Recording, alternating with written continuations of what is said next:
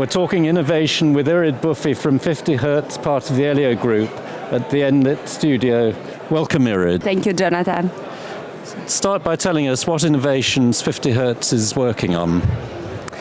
Well, it's difficult to pick and choose, I would say, in terms of what innovations we are doing.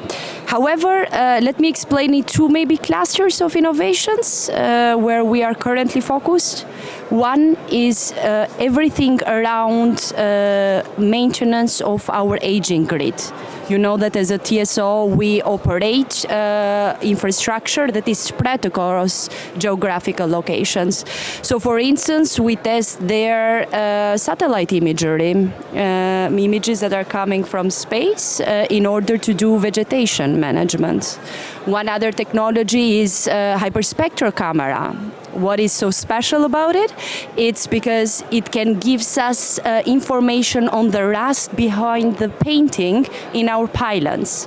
So this is a big cluster when it comes to aging of our fleet. Another one has to do with all type of new assets that we go live into the grid. You know, all these talks about building energy islands, building new underground cables, HVDC applications, all of those require new capabilities that we didn't have before. For instance, a lot of AI for monitoring of our grid infrastructure, for making sure that we get the pattern right so we can predict failures. And for both of these pillars, the underlying technology is everything around fusion of data. How do we go in a world where all this new information, whether it's coming from satellite imagery or it's coming from hyperspectral cameras or something else, is coming together to give us the right insights so we can take the right decisions at the right time? So that's the what. How are you doing it? Yes, that is the what, and those are examples of projects that we work on. In terms of how we do it, we rely on a three pillars approach. One, everything around long-term innovations. A lot of these projects would require development of new products that we didn't have before. We do that with universities, and also we do that via big demonstrators that we build ourselves.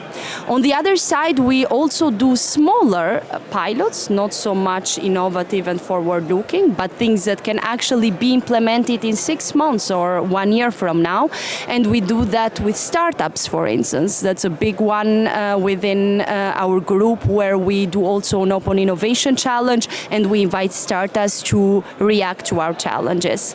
And lastly is everything around co-sharing, co-piloting, doing it together with the peers.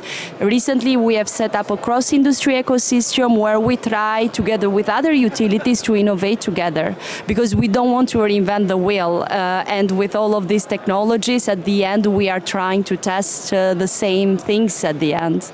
So long-term innovations with universities, startup collaboration, but also co-creation with our peers. This is the how. Thank you for talking about those innovations. For more on interviews and information on innovations that are being introduced, see our channels on enlit.world.